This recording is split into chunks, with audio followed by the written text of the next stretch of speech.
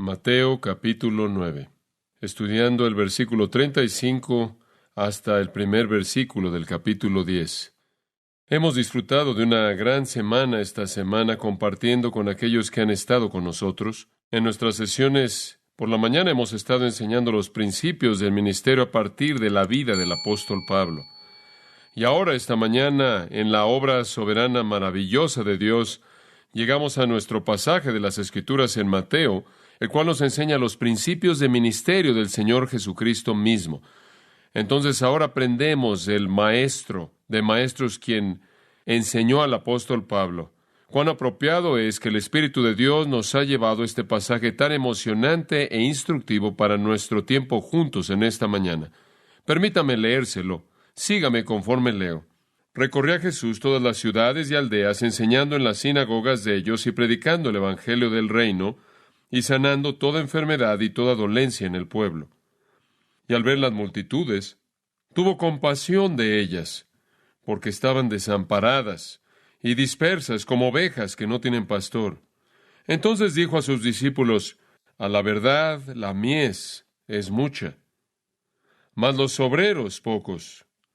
Rogad pues al Señor de la mies que envíe obreros a su mies. Entonces, llamando a sus 12 discípulos, les dio autoridad sobre los espíritus inmundos para que los echasen fuera y para sanar toda enfermedad y toda dolencia. Ahora este pasaje es más citado, creo yo, que explicado, y más usado que entendido.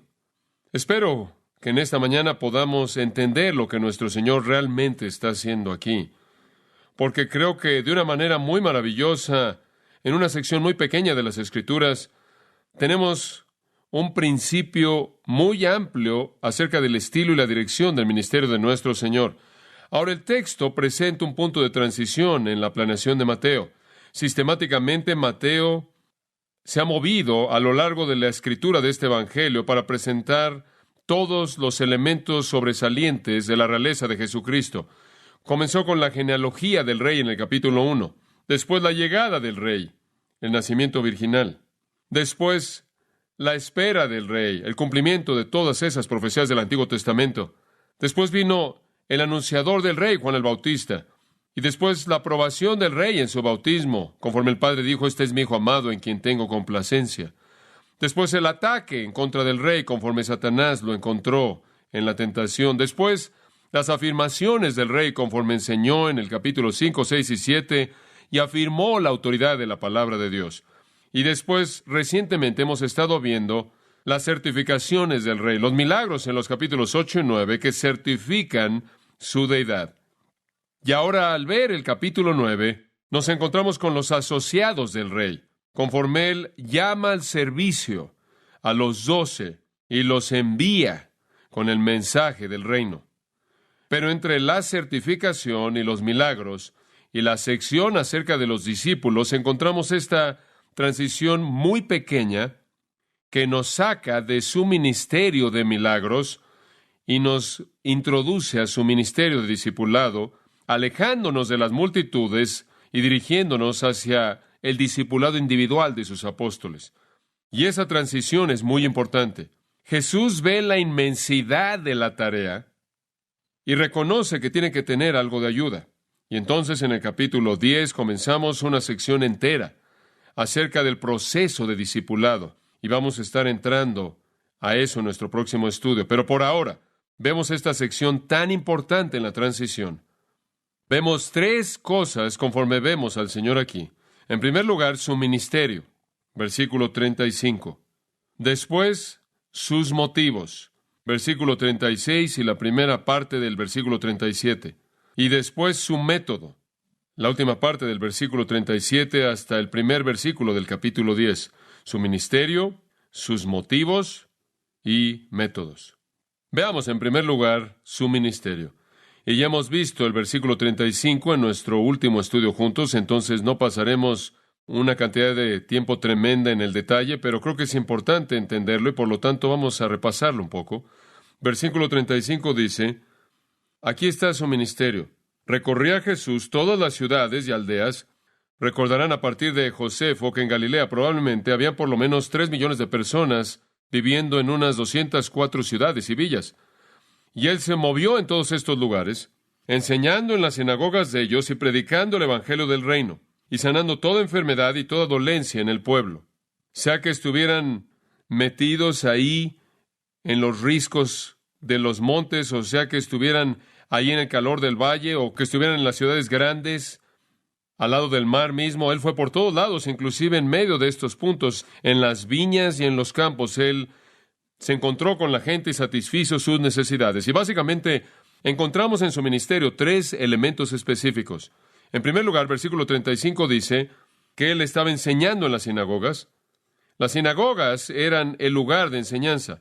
La palabra yiddish para sinagoga es todavía la palabra shul, S-C-H-U-L, muy parecida a nuestra palabra escuela. Veían la sinagoga como el lugar en donde se reunían para ser instruidos en la palabra de Dios.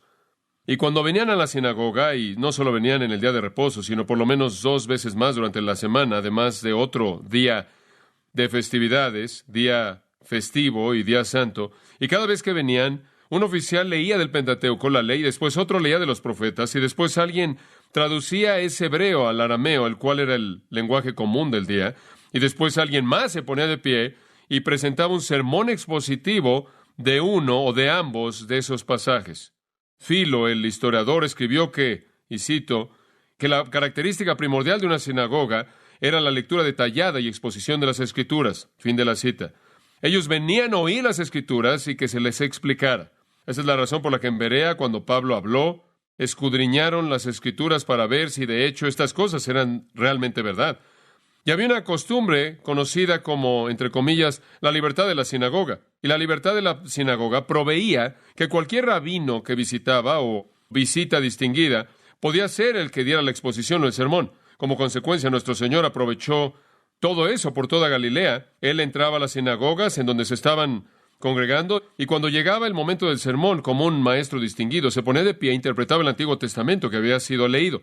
Ahora, así fue por mucho tiempo. Cuando el pueblo regresó a la tierra después de la cautividad babilónica, claro, para ese entonces habían fundado sinagogas.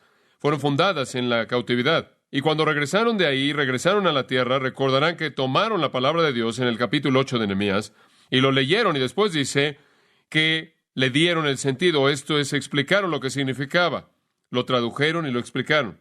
Pablo, al escribirle a Timoteo, le dijo, entre tanto que voy, ocúpate en la lectura del texto, en explicar el texto y aplicar el texto. Entonces, nuestro patrón de ministerio del Señor fue este. Cuando él se congregaba con la gente religiosa, cuando se congregaba con ellos en la sinagoga, él les enseñaba el significado de las Escrituras. Él presentó una exposición del Antiguo Testamento, un ministerio de enseñanza didáctico expositivo. Y todavía creemos que ese es el mandato para el pueblo de Dios cuando se reúnen para que se les enseñe el significado de la palabra de Dios. En segundo lugar, él dice que él estaba predicando el evangelio del reino.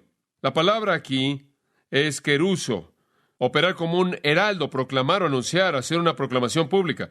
Afuera de la sinagoga, en las calles, en las carreteras, al lado de los montes, junto al mar, en una casa, en todo lugar, a donde él iba, él estaba anunciando el reino, él estaba proclamando el reino.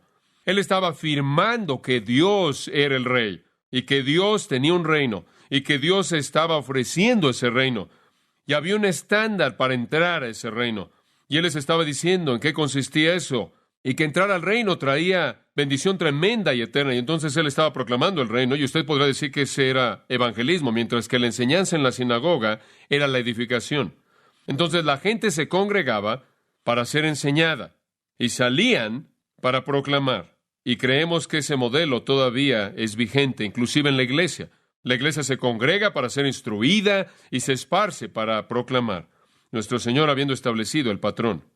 A donde quiera que iba, como se resume de manera tan maravillosa en el Sermón del Monte, él anunciaba que el reino se había acercado. Él anunciaba que para ser bienaventurado usted debe entrar al reino. Él anunciaba que la entrada al reino era una entrada estrecha, pero era un camino de bendición. Él estaba proclamando el reino, él estaba proclamando salvación. Pero hubo un tercer elemento de su ministerio, dice, en el versículo 23, que él estaba sanando toda enfermedad y toda dolencia en el pueblo. Como le he dicho antes, durante su vida Jesús prácticamente expulsó la enfermedad de Palestina. De hecho, Juan dice en su Evangelio que todos los libros del mundo no podrían contener todas las cosas que él hizo. Los milagros del capítulo 8 y 9, y hay básicamente 9 milagros, únicamente son muestras en diferentes categorías de expresiones de poder. De ninguna manera se acercan al número de milagros que él realizó. Ahora, ¿por qué hizo él estos milagros? ¿Por qué él sanó toda enfermedad y toda dolencia en el pueblo? Por dos razones. Número uno, porque era una manera de verificar su mensaje. Como puede ver, Jesús entró en la sinagoga y enseñó de manera diferente que el resto de los maestros. Él fue a las carreteras y a los caminos y predicó de manera diferente que todos los demás predicadores. Él estaba diciendo cosas que eran diametralmente opuestas a las cosas que el pueblo estaba oyendo por parte de sus líderes. Él estaba en desacuerdo total con las luces primordiales religiosas de su época. Y en la mayoría de sus mensajes, él de hecho los confrontó y los atacó.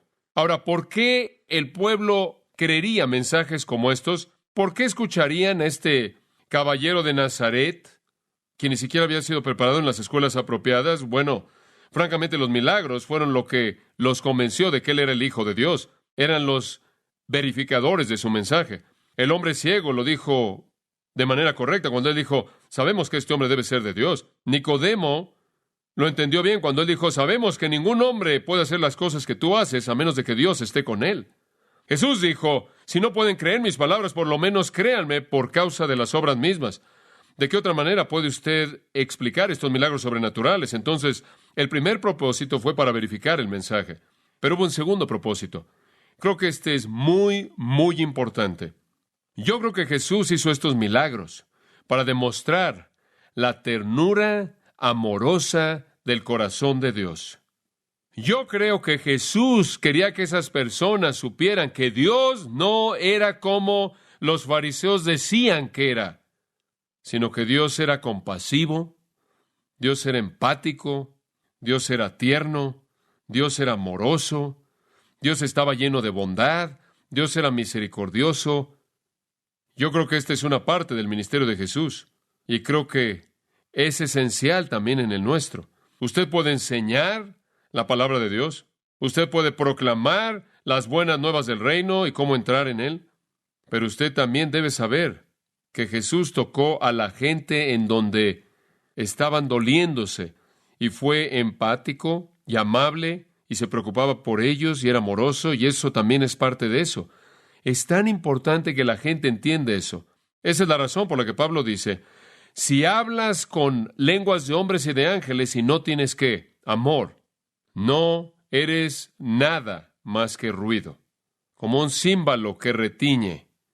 El doctor Paul Brand, quien ha trabajado de manera tan maravillosa con aquellos que tienen lepra, escribe en su libro, hecho de manera asombrosa y maravillosa, esto acerca del Señor. Él escribe, y citó, Jesús tocó con su mano y tocó los ojos de los ciegos. Él tocó la piel de la persona con lepra y las piernas del cojo. Cuando una mujer en una multitud quiso beneficiarse de la energía curativa que ella esperaba que estuviera ahí, él sintió que salió de la energía, deteniendo a la multitud ruidosa, y preguntó, ¿quién me tocó? Con frecuencia me he preguntado por qué Jesús tocó a la gente que él curó, muchos de los cuales no habrían sido atractivos, obviamente con enfermedad, en una condición insalubre y malolientes. Con su poder él fácilmente pudo haber movido una varita mágica. De hecho, una varita podría haber alcanzado a más gente que con un toque. Él podría haber dividido a la multitud en grupos de afinidad y haber organizado sus milagros. La gente paralizada por aquí, la gente con fiebre por aquí, la gente con lepra por acá, levantando sus manos para sanar a cada uno de manera eficiente en masa, pero él escogió no hacerlo. La misión de Jesús no fue primordialmente una cruzada contra la enfermedad, sino más bien un ministerio a la gente como individuos. Él quería que esas personas, uno por uno, sintieran su amor y su calidez y su identificación plena con ellos. Jesús sabía que él no podía demostrar amor a una multitud, porque el amor normalmente involucra tocar. El Dr. Brand procedió a ilustrar esto al hablar de sus padres. Él escribe, veo el impacto que mis padres tuvieron. Aunque fueron a la India a predicar el Evangelio, al vivir de manera consciente de las necesidades de la gente, comenzaron a responder a diferentes niveles. En un año estaban involucrados en los campos de la medicina, agricultura, educación, evangelismo y la traducción al idioma. Mi madre y mi padre trabajaron durante 7 años en la India antes de que alguien se convirtiera al cristianismo, y de hecho, esa primera conversión vino directamente como resultado de su amor de curación. La gente de la villa con frecuencia dejaban a los suyos que estaban enfermos afuera de nuestro hogar y mis padres cuidaban de ellos. En una ocasión, cuando un sacerdote hindú estaba muriendo de influenza, envió a su propia hija de 9 meses de edad, frágil, enferma, para ser atendida por mis padres. Ninguno de sus swamis cuidaba de su hijo. Ellos la habrían dejado morir, pero mis padres la cuidaron hasta que su salud fue restaurada, la adoptaron como su hija y yo gané a una hermana, Ruth. Mis padres ganaron una respuesta inesperada de confianza. La gente de la villa fue tan conmovida por este ejemplo de amor cristiano que poco después aceptaron el amor de Cristo para sí mismos. Años después, cuando mi madre, Granny Brand, tenía 85 años de edad, mucho tiempo después de que mi padre había muerto, ella ayudó a forjar una innovación médica. Ella con frecuencia había tratado los abscesos en las piernas de la gente de la montaña al drenar la pus, al sacar un gusano largo de Guinea. Molesta por la frecuencia de estos abscesos, ella estudió el problema y aprendió que el ciclo de la vida del gusano incluía varias larvas que quedaban en el agua. Y conociendo bien los hábitos de la gente, rápidamente dedujo que el agua probablemente era el medio de transmisión. Aprovechándose de la confianza y el amor que ella se había ganado a lo largo de las décadas de ministerio personal, ella montó su caballo de villa a villa a villa, 85 años de edad, animando a la gente a que construyera muros de piedra que rodearan sus pozos y que previnieran el contacto de sus pies con el agua. En unos cuantos años, esta mujer de edad, por sí sola, causó la erradicación de dichos gusanos y sus abscesos resultantes en 2 cordilleras montañosas enteras. Después él dice, me pregunto qué tan eficaz Granny Brand habría sido si ella hubiera aventado volantes desde un avión. En Hebreos dice que Jesús es tocado con los sentimientos de nuestras debilidades, que Él aprendió el sufrimiento a través de su naturaleza humana.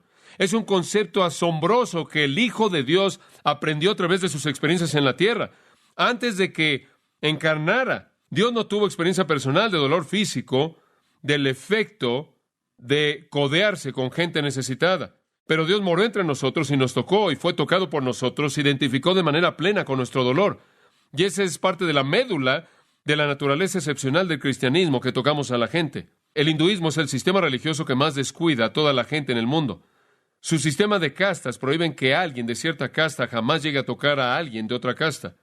El Islam, cuya historia lo mancha de sangre por los esclavos asesinados en un derramamiento de sangre secular y religioso, no se puede esperar del Islam que pueda mostrar mucha compasión hacia aquellos que están en necesidad. Ellos dan regalos únicamente para adquirir mérito para el dador. Los budistas hacen lo mismo. El confucianismo le permite a un hombre ahogarse frente a una multitud sin que nadie le ayude. El cristianismo no es así. Jesús tocó a la gente. Creo que nos estaba hablando a nosotros. No podemos hacer los milagros, pero podemos mostrar el amor empático y creo que somos llamados a hacer eso. ¿Cuál fue el ministerio de Jesús? Fue enseñanza expositiva, fue predicación, proclamación y fue curar a la gente por el afecto y la ternura de su cuidado que manifestó el corazón de Dios. ¿Qué lo motivó? Veamos en segundo lugar sus motivos. Y este es el corazón de nuestro mensaje. ¿Qué lo motivó? ¿Por qué hizo él esto? ¿Por qué condescendió Dios? ¿Por qué se preocupó Dios? Versículo 36. Y al ver las multitudes tuvo compasión de ellas, porque estaban desamparadas y dispersas como ovejas que no tienen pastor. Entonces dijo a sus discípulos, a la verdad la mies es mucha. Deténgase ahí. Ahora, en esas cuantas frases tenemos los motivos de Jesús. Tenemos un descubrimiento maravilloso del corazón de nuestro Señor aquí. Hay 3 elementos en su ministerio: enseñanza, predicación y tocar. Y hay 3 elementos de su motivo. 1, compasión. Versículo 36. Qué hermoso pensamiento. Y al ver las multitudes tuvo compasión de ellas. Usted puede ver a Jesús en un lugar elevado, quizás al lado de una colina, y conforme Él ve hacia abajo, ve la pendiente y ve esta masa de personas debajo de Él, ellos siempre estaban ahí. Ellos venían primordialmente con necesidades físicas, enfermedades, deformaciones, hambre, y Él las ve, Pero Él ve más allá de lo físico, a las verdaderas necesidades, y encontramos un vistazo en su corazón. Como Mateo dice, tuvo compasión. ¿Qué significa eso? Bueno, nuestra palabra compasión, del latín compassaio, significa sufrir con. Jesús sufrió con ellos. Él sintió su dolor. Ahora escuche, esto básicamente no tiene nada que ver con nosotros. Esta es la expresión de un atributo de Dios. Él se preocupó porque Dios es amor, y el amor se preocupa. Es la naturaleza de Dios. El primer gran motivo en el corazón de Cristo para enseñar y predicar y curar fue que Dios se preocupa por los hombres. Es parte de su naturaleza el preocuparse. Su corazón se preocupa. Y entonces, una y otra vez, se afirma en el Evangelio, en el registro de los Evangelios, que Jesús tuvo compasión, porque Dios se preocupa. ¿Debido a quién es Él? En Mateo 14, versículo 14, Jesús salió y vio a una gran multitud y tuvo compasión. Capítulo 15, versículo 32, Jesús llamó a sus discípulos a Él y dijo, tengo compasión de la multitud. En Mateo capítulo 18, versículo 27, Él da una parábola y dice, el Señor de ese siervo fue movido con compasión y lo liberó y le perdonó la deuda. Y Él, claro, es el Señor en la parábola. En el capítulo 20, versículo 34, Jesús tuvo compasión de ellos y tocó sus ojos, e inmediatamente sus ojos recibieron la vista y lo siguieron. Y no es solo Mateo, Marcos 1:41. Jesús fue movido con compasión y estiró su mano y tocó a un leproso. Capítulo 5 de Marcos y versículo 19, de nuevo dice, ve a casa a tus amigos y diles qué grandes cosas el Señor ha hecho por ti, y tuvo compasión de ti. Él tuvo compasión, porque parte de su naturaleza es amar. Ahora, el término griego aquí es muy, muy interesante. Muy interesante. Literalmente significa sentir algo en las entrañas. La palabra splagnas es la forma del nombre, significa entrañas. Si quieres saber cómo es usado en la Biblia, escuche esto. Habla de Judas y dice, Judas compró un campo, Hechos 1:18, y cayendo de cabeza, se reventó por en medio y todas sus entrañas se salieron. La palabra literalmente significa en la parte de en medio, los órganos internos, los intestinos, las entrañas, las partes internas. La Biblia habla de las entrañas de la tierra. Significa esa porción central, lo que está en medio. Literalmente dice Jesús fue movido en las entrañas por ellos. Dice usted, ¿por qué usaron esa palabra? ¿Qué cosa tan extraña para expresar preocupación? Digo, si usted fuera a acercarse a su novia y le dijera, te amo con todas mis entrañas, alguien tomaría eso mal. Alguien recibiría eso mal. ¿Quieres saber algo? Eso no es diferente de acercarse a alguien y decirle, te amo con todo mi corazón. Ese músculo horrible que pulsa y está lleno de sangre que se mueve en tu pecho. Entonces, todo depende de cómo percibe usted eso. Cuando vemos un pequeño Valentín con esa cosa pequeña que no se ve como un corazón humano en absoluto, si alguna vez le he enviado un Valentín, una carta de San Valentín a alguien, bueno, usted entiende. Básicamente, simplemente era una expresión. Simplemente era una expresión. Y los hebreos hablaban del corazón y hablaban de las entrañas y tenían algo en mente. Ellos hablaban del corazón como el lugar del pensamiento y la acción y la voluntad. Por ejemplo, ¿cuál es su pensamiento en su corazón? Tal es él. O Proverbios 16:23. El corazón de los sabios enseña su boca.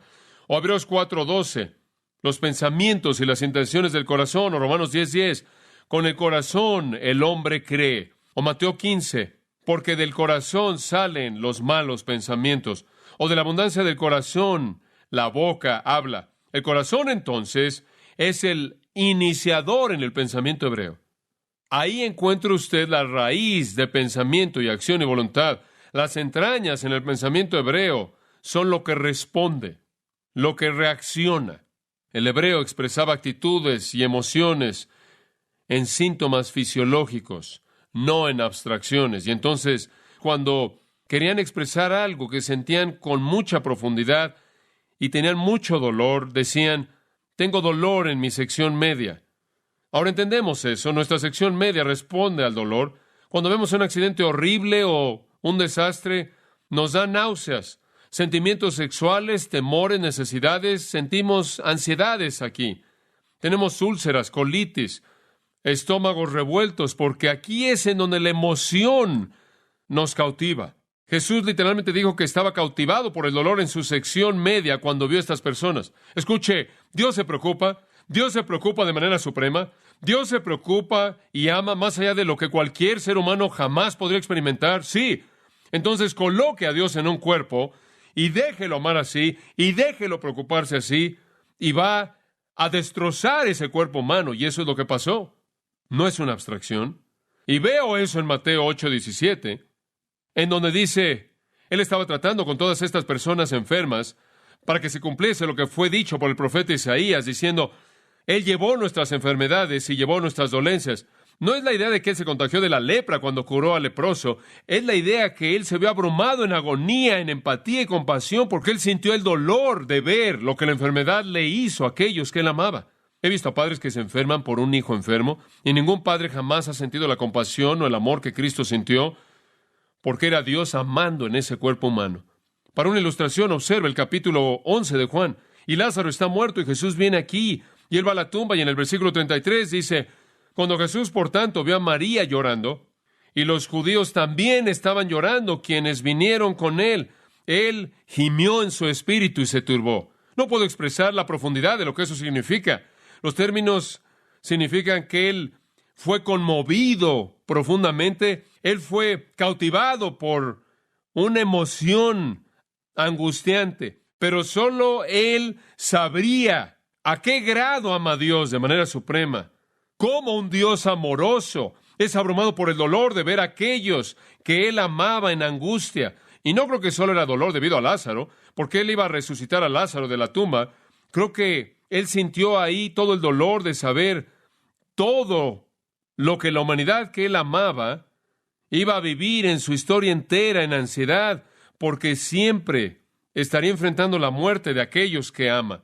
Creo que ahí Él congregó toda la angustia y el dolor que el conocimiento de la muerte misma traería a los pensamientos de una persona. Le dolió, y dice literalmente en el versículo 35, el griego dice, Él irrumpió en lágrimas, y Él lloró, créame, Él lloró de manera total. Versículo 38, después dice, volvió a gemir, y usted podrá traducir, Él se sacudió. Él de hecho estaba abrumado por la emoción. Él lloró profundamente y sintió profundamente el dolor. Como puede ver, nuestro Señor por naturaleza fue empático porque era Dios, y Dios ama a su pueblo. Dios no quiere que nadie perezca. Dios no disfruta la tristeza que ve en el mundo.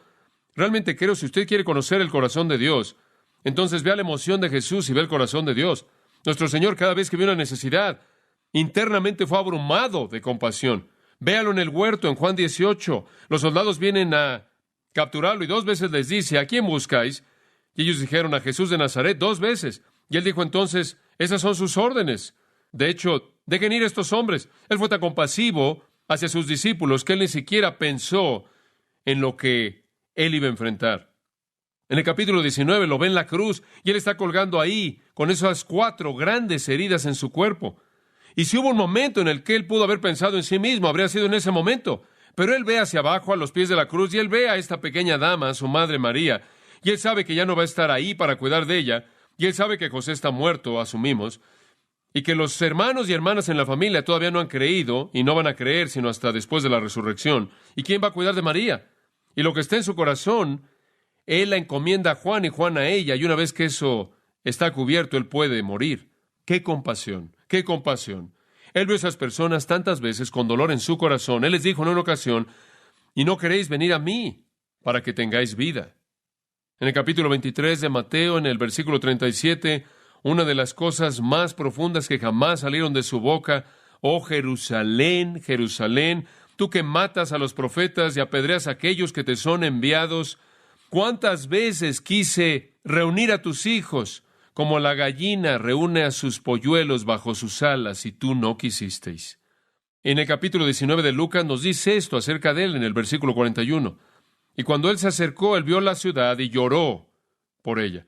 Y no me puedo imaginar las dimensiones de las lágrimas que debieron haber salido del corazón de Dios. Y Él dijo, si hubieras conocido, aún por lo menos en este tu día, si hubieras conocido las cosas que pertenecen a tu paz, pero ahora están escondidas de tus ojos, si tan solo hubieras sabido. Si tan solo hubieras sabido.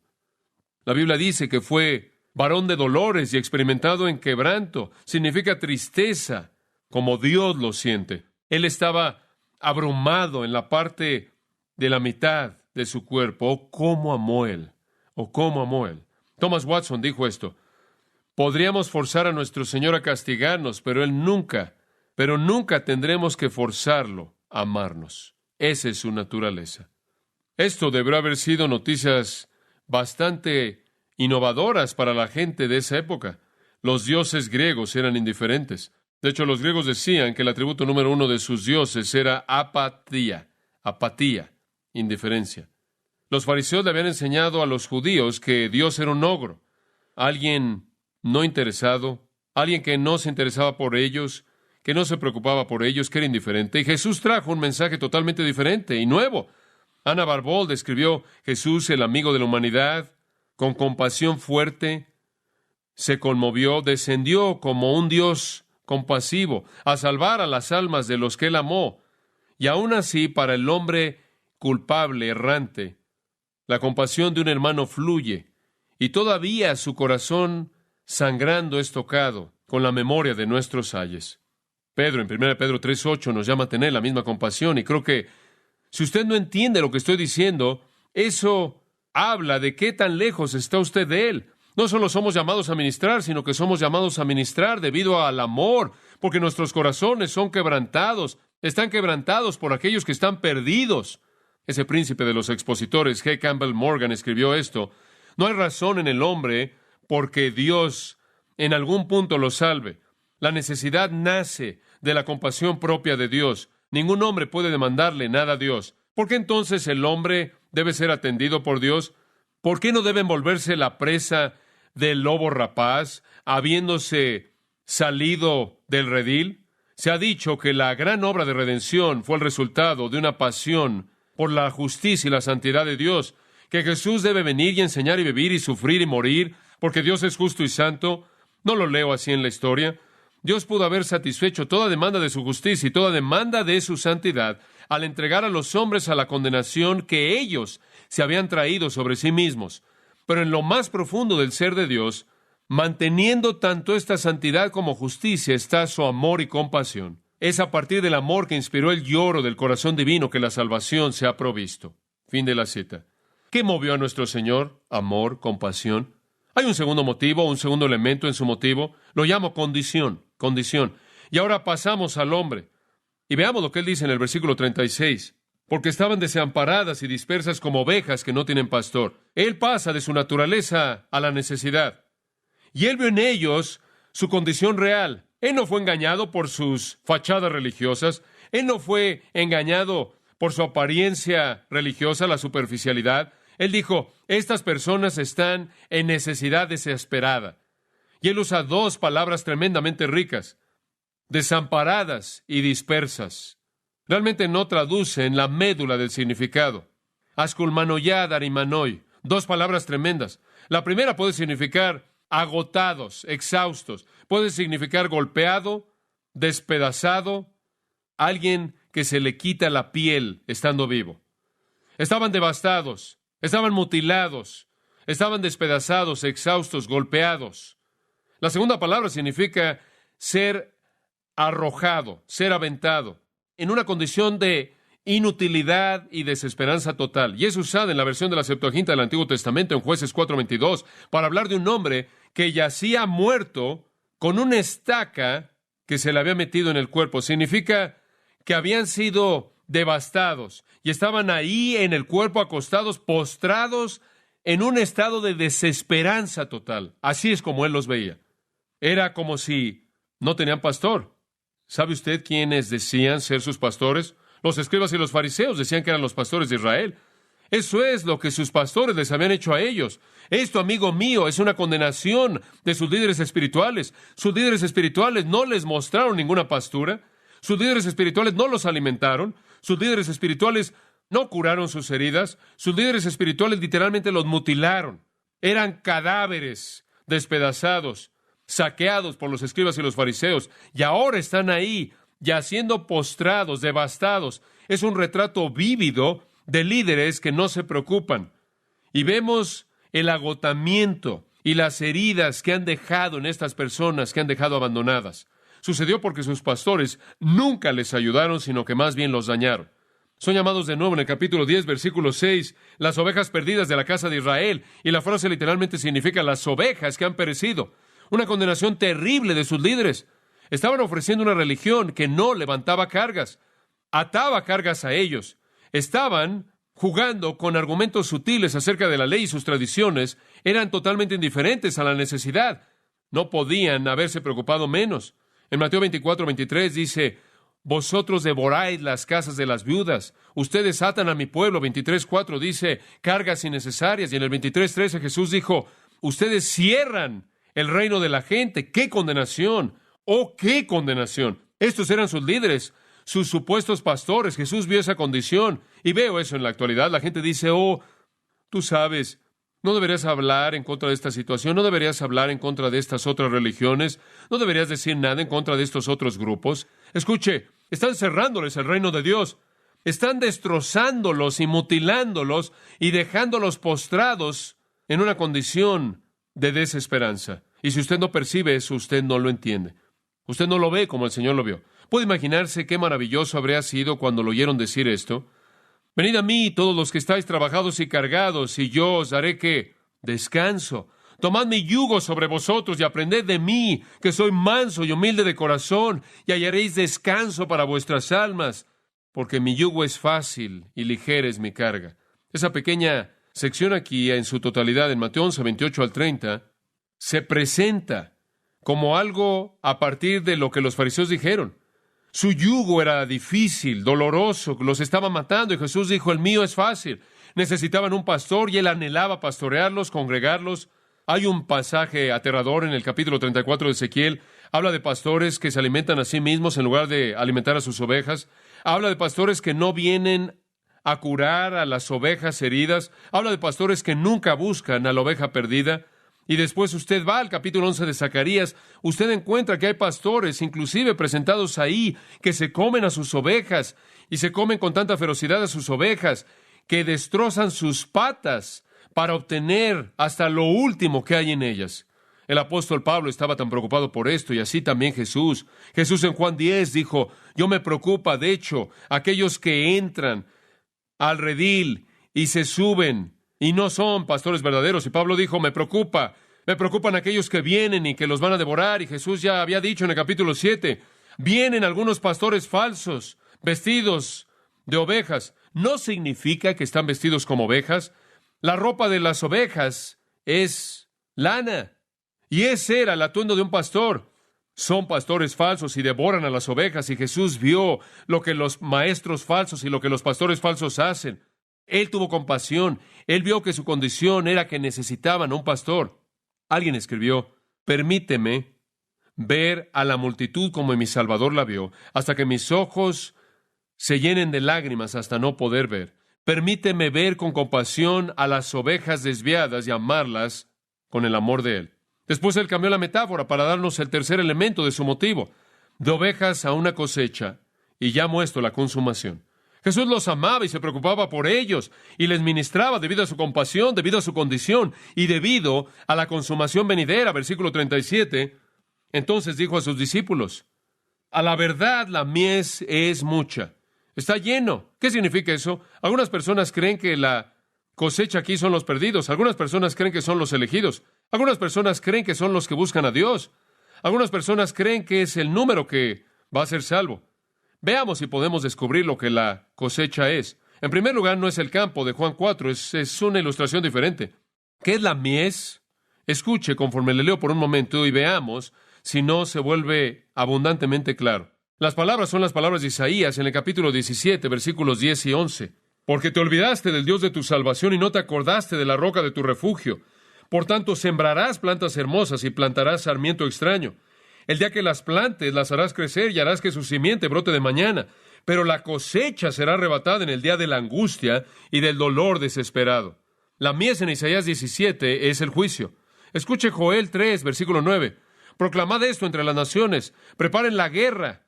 Despierten a los hombres poderosos. Que todos los hombres de guerra se acerquen. Que se acerquen. Conviertan sus palas en espadas y sus garfios en lanzas. Que los débiles digan, soy fuerte. Congréguense y vengan todas las naciones. Vosotras todas las naciones, y congréguense. Habrá causa.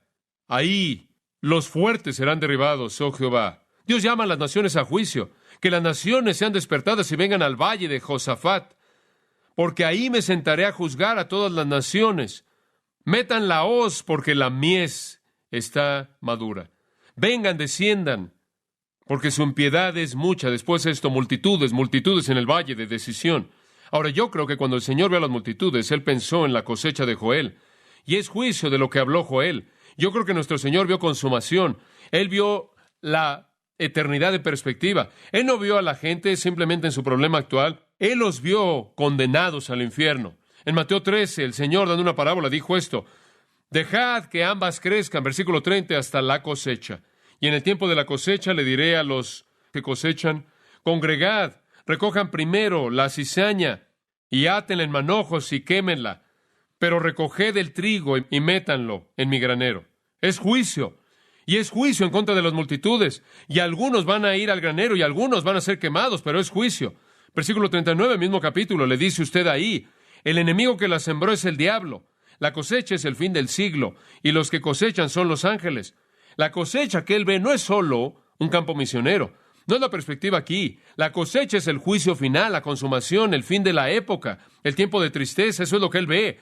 Usted más adelante, si usted ve el libro de Apocalipsis, capítulo 14, versículo 14, y vi, y una nube blanca, y sobre la nube sentado uno como el Hijo del Hombre, teniendo en su cabeza una corona de oro, y en su mano una hoz aguda. Y otro ángel salió del templo, clamando a gran voz al que estaba sentado en la nube: mete tu hoz y cosecha, porque el tiempo ha llegado para que tú coseches, porque la mies de la tierra está madura.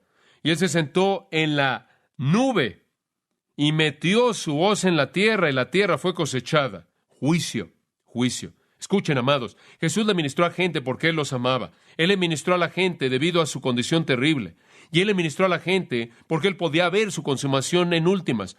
Y si usted ha perdido esa visión, usted ha perdido una porción muy importante de su motivo.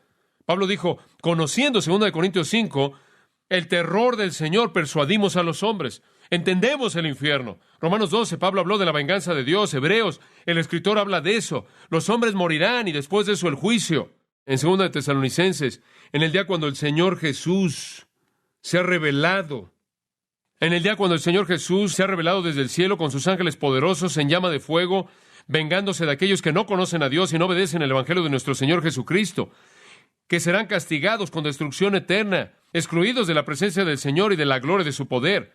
Es tan fácil para nosotros perder el sentido de la inminencia e inevitabilidad del juicio eterno. No hay manera de describir el infierno. Nada en la tierra se puede comparar con él. Ninguna persona viva realmente puede comprenderlo. Ningún hombre loco en las luchas más difíciles de la locura jamás podría contemplar las fronteras del infierno. El delirio de ningún hombre jamás ha pensado en un lugar tan terrible. Ninguna pesadilla que ha entrado en una mente con fiebre jamás produjo un terror que se equipare al del infierno más suave. Ninguna escena de homicidio con sangre salpicada y cuerpos mutilados jamás podría sugerir un vistazo de lo que el infierno es. Y nuestro Señor vio eso, y Él se vio motivado a alcanzar a esas personas. Entonces nuestro Señor vio a las multitudes. Él les enseñó, Él les predicó, Él las curó, debido a su compasión y a la condición de ellos, y a la consumación definitiva. Y espero que eso le hable a su corazón. Ciertamente le habla al mío. Por tan solo un momento, conforme cerramos, permítame hablarle de su método. Vamos a entrar más en esto en el futuro, en nuestro estudio. Entonces no voy a tomar tiempo aquí. ¿Pero cuál fue su método? Bueno, al final del versículo 37, él dice, los obreros son pocos. ¿Qué es eso? Esa es la primera parte de su método. Yo lo llamo entendimiento. Él tiene un método triple. Entendimiento. Primero usted tiene que entender el problema. ¿Qué va a hacer al respecto? ¿Qué va a hacer acerca de un mundo que va camino al infierno? Un mundo de personas que están doliéndose, que necesitan compasión, ¿Qué va a hacer usted acerca de la condición de hombres y mujeres que están atrapados bajo esos pastores falsos que les alimentan mentiras que condenan sus almas? ¿Qué va a hacer usted? En primer lugar, tiene que tener el entendimiento para ver que hay un problema y que no tiene suficientes personas. Eso es entendimiento. ¿Cuántas veces en la Biblia ha leído usted esto? Velad y orad. O esto, sed sobrios y velad. Tenemos que saber lo que está pasando. ¿Puede ver las señales de los tiempos? ¿Puede ver las necesidades de los hombres? ¿Realmente discierne usted? ¿Realmente puede ir más allá de las fachadas religiosas? ¿Puede ver más allá de la farsa? ¿Sabe usted cuán pocos obreros verdaderos realmente hay? Como Esdras 8:15, Esdras dijo, vi al pueblo. Nehemías 2 veces dijo, vi las paredes, vi los muros. ¿Ha visto la escena? ¿Lo entiende? ¿Ve la necesidad? Entendimiento. Dios quiere que su pueblo vea y entonces se lo explica a los discípulos. Como pueden ver, la mies es tan grande. Digo, esto incluye a todo mundo, pero los obreros son pocos, son tan pocos. ¿Usted entiende el problema? El entendimiento pasa al segundo elemento de su método, el cual llamo intercesión. El versículo 38 no dice, ahora entren en pánico. Entren en pánico, no dice, háganlo solos y háganlo lo más rápido que puedan. No dice, inventen un gran programa. Dice, orad, orad. Por tanto, orad al Señor de la mies. ¿O qué término? El Señor de la mies. ¿Saben qué cosa tan asombrosa es esta? El Dios mismo, quien es el Señor de la mies, ese es un término de juicio, el Dios mismo, quien es el juez, es al que le rogamos que envíe obreros para evitar que la gente reciba juicio. Maravilloso. Hay una parte de Dios que demanda ese juicio y hay un atributo de Dios que busca que nadie esté ahí. Orad, dice él, orad al Señor de la mies, que envíe obreros a su mies. Lo que significa es esto, a su mies, a su cultivo, antes de la consumación final. Él ve la mies como esta masa de personas que van hacia el juicio. Pero antes de que llegue ahí, oren porque Dios envíe obreros. ¿No es eso asombroso? ¿No es asombroso que en una situación de desesperación como esta, Él no dice, ahora salgan ahí lo más rápido que puedan y hagan el trabajo? Él dice, deténganse y oren. Es como en el libro de Hechos, cuando el Señor se reunió con ellos en el aposento alto, Él dice, ahora quédense aquí y oren. No vayan a ningún lugar hasta que el Espíritu Santo venga y después Él los va a enviar, pero por ahora no hagan nada. Oren y noten por qué están orando. No dice oren por los perdidos, no dice eso, dice oren por obreros. Usted se puede sentar y decir, oh Señor, salva a mi tía, ya mayor, salva a mi marido, Señor, salva a mi vecino, oh Señor, salva a mi vecino. Y usted continúa diciéndose a sí mismo, bueno, realmente no se están salvando, voy a seguir orando, vamos a seguir orando. Y de pronto usted comienza a orar de esta manera, Señor, por favor envía que alguien alcance a mi vecino. Y continúa orando eso por mucho tiempo y poco después usted se va a decir a sí mismo, bueno, quizás yo debo ir. Como puede ver, si lo único que está haciendo es orar por la persona porque sea salvo, los mantiene a distancia, pero tan pronto como usted comienza a orar porque el Señor envía a la persona, poco después va a sentir que probablemente usted es la persona que debe ir y eso lo lleva de la intercesión al involucramiento. Versículo 1 del capítulo 10, y eso es exactamente lo que pasó. Él dijo, ahora ustedes discípulos oren. Y después en el versículo 1, entonces llamando a sus 12 discípulos les dio autoridad sobre los espíritus inmundos para que los echasen fuera y para sanar toda enfermedad y toda dolencia y demás, y los envió. Ahora escúcheme, los que estaban intercediendo son los que se involucraron, ¿verdad? ¿Cuál es el método de Dios? En primer lugar, que entendamos que la gente está perdida, que hay muy pocos que los puedan alcanzar y después comenzamos a orar y a partir de nuestras oraciones viene nuestro involucramiento. No me preocupa tanto que todos ustedes firmen en la línea, simplemente estoy preocupado porque ustedes se pongan de rodillas. Si ustedes comienzan a orar por los perdidos por una buena cantidad de tiempo, creo que Dios los va a colocar en donde ellos están.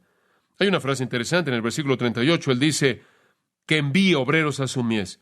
Usa un término griego muy fuerte, significa empujarlos, expulsarlos, empujarlos. Deje que Dios lo haga, deje que Dios los envíe. Entonces, cuando enfrentamos una necesidad, no entramos en pánico. Oramos y conforme oramos, descubrimos que quizás vamos a ser los que los vamos a hacer, así como los discípulos oraron y se hallaron a sí mismos como los que se involucraron. Maravilloso. Método. El pueblo de Dios, entendimiento, intercesión, involucramiento. Escuchen, amigos. Dios nos ha llamado a enseñar su palabra, a proclamar su reino, a tocar la vida de la gente y vernos conmovidos a hacer eso porque su amor está en nosotros, porque vemos su condición y porque entendemos su consumación y Él nos ha pedido que lo analicemos, que tengamos entendimiento y que intercedamos a favor de ellos al pedirle a Dios que envíe obreros Y después, cuando viene el llamado, como Isaías, decimos, heme aquí, envíame a mí. Es sorprendente lo que usted puede hacer si se involucra en la obra del Señor. Una noche, en la parte este de Londres, un doctor joven estaba apagando las luces de un pasillo en una oficina misionera en la que él estaba trabajando, y él encontró a un pequeño niño en harapos que estaba escondido ahí en un rincón oscuro. El niño pequeño le pidió que por favor lo dejara quedarse ahí